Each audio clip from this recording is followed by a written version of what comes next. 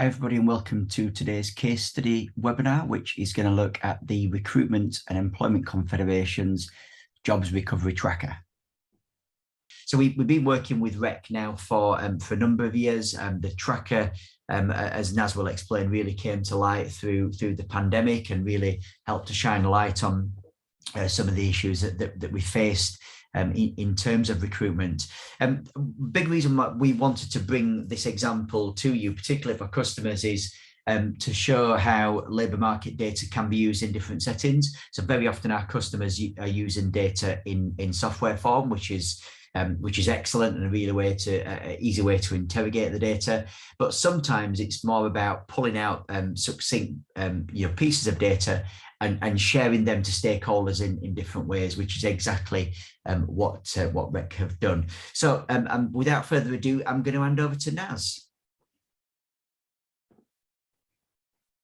Thanks, John.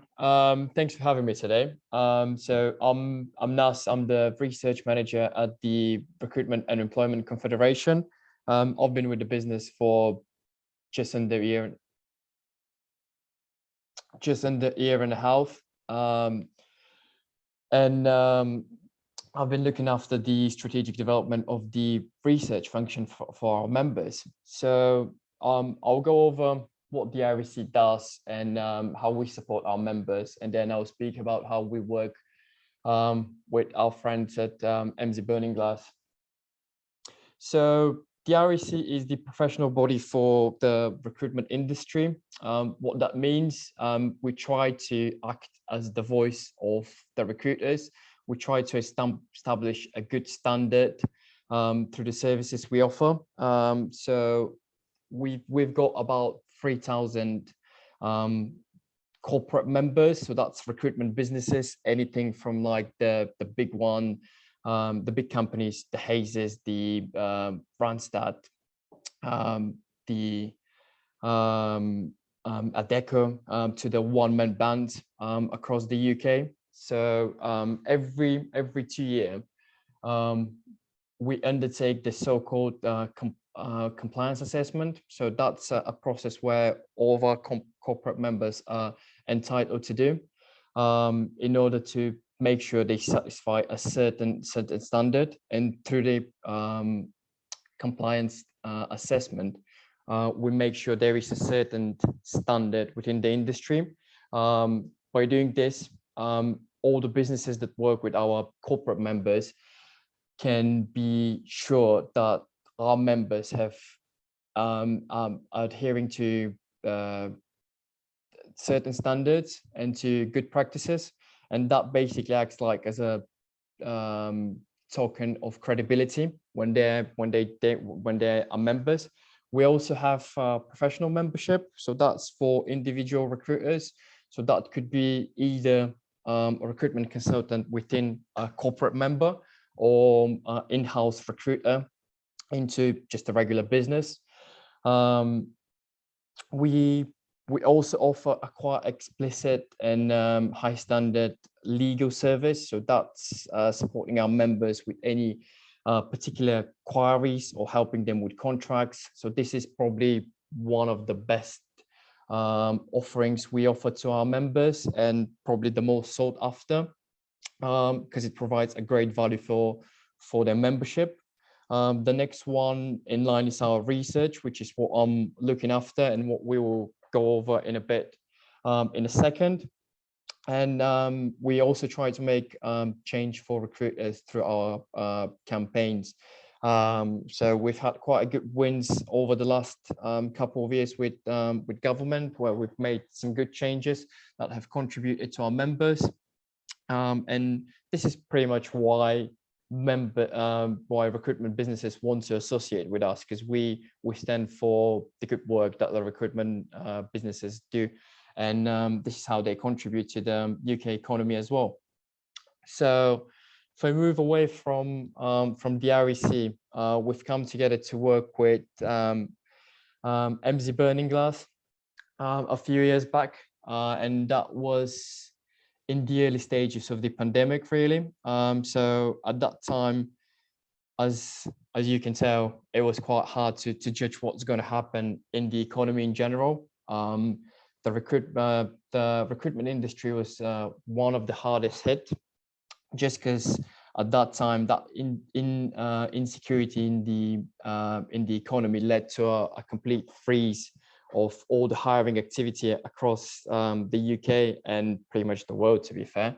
So we kind of wanted to come up with a way to monitor what's happening in the labor market, and that's how the jobs recovery tracker really was born.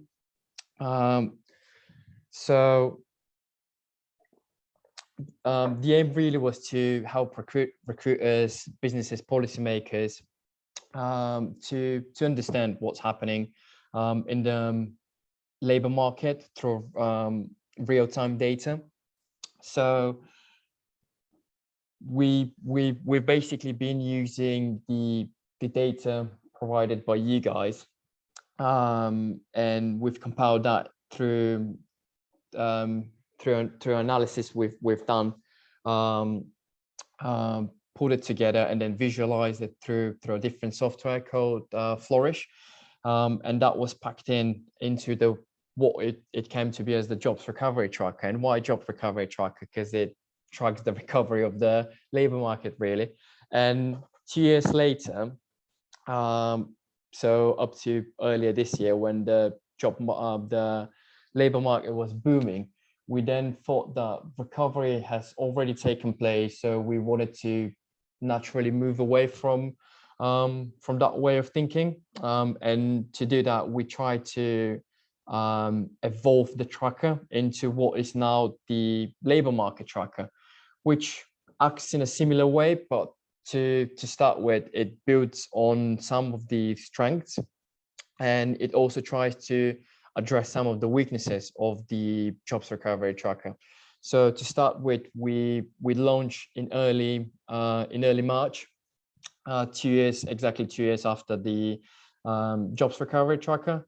So what we did to start with was to focus on the labor market in the post-pandemic. So we still kept the jobs recovery tracker for our members to look into, but at the same time we started with new data sets that was offered by you guys, and then we swapped a little bit the production schedule. So we were focusing on the monthly data, but still utilizing that weekly snapshots to provide a better clarity. And then what we're looking to do in the future is add more data that's relevant to our members and to businesses and policymakers. And that would happen through some of the developments that are going with the business on your end. So we're very much looking forward to continue our collaboration and to go upwards and onwards, really, with what we're looking at. And I think that's kind of like the main bits on the tracker. Yes, that's really, really useful. Thanks, Naz. And if you could just on that last point there, I know we've been talking about some of those broader developments. What kind of data do you think will come next in the tracker?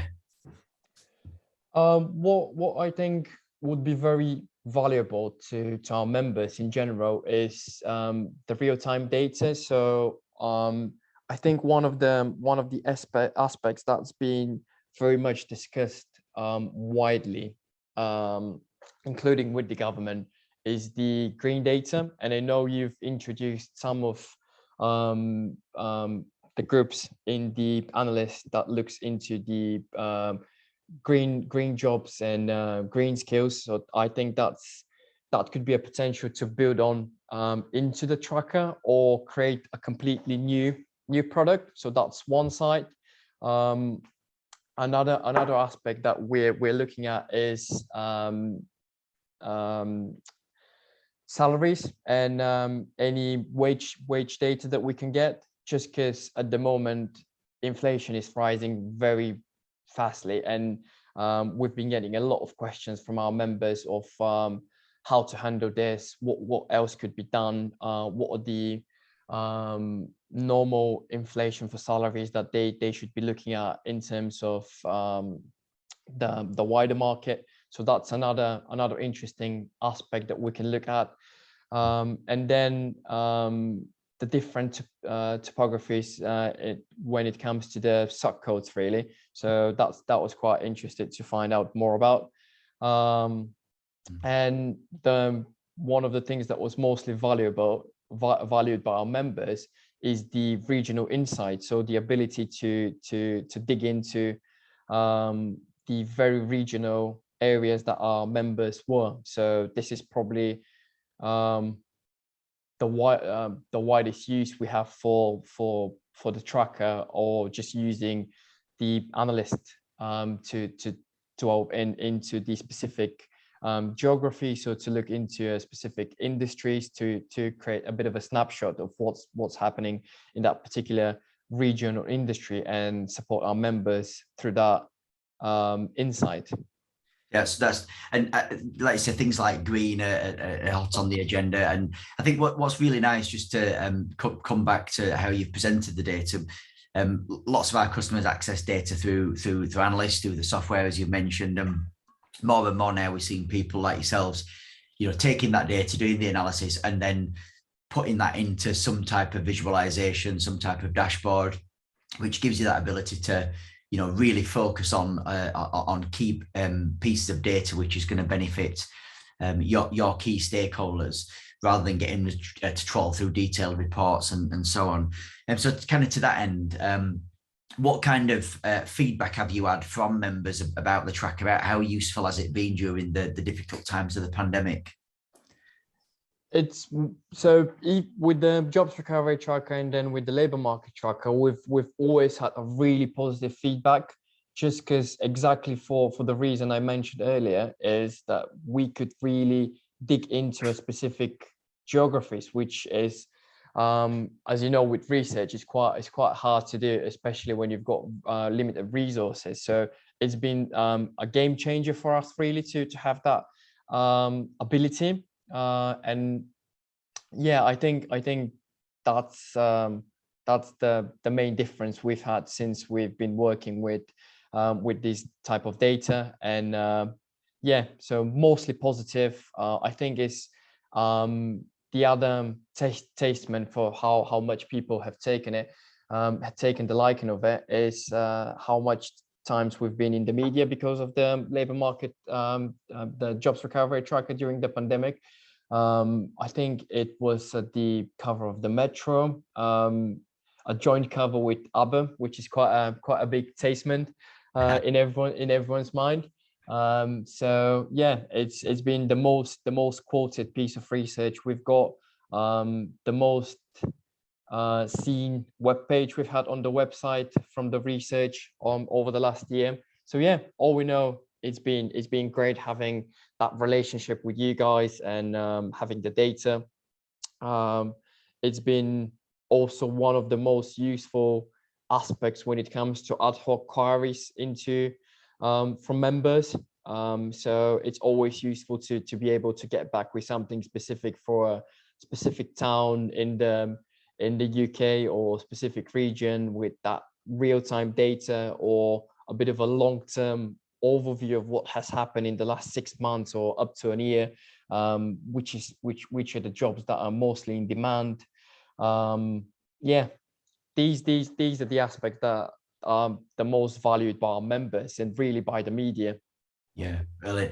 Thanks. Yeah, absolutely fascinating. I can see why it is so useful, and really concise and well presented analysis. So thanks ever so much for joining us today, Naz. It's been really insightful, really good to get a look at what members in rec space are getting access to, and yeah, we look forward to continuing the journey with you.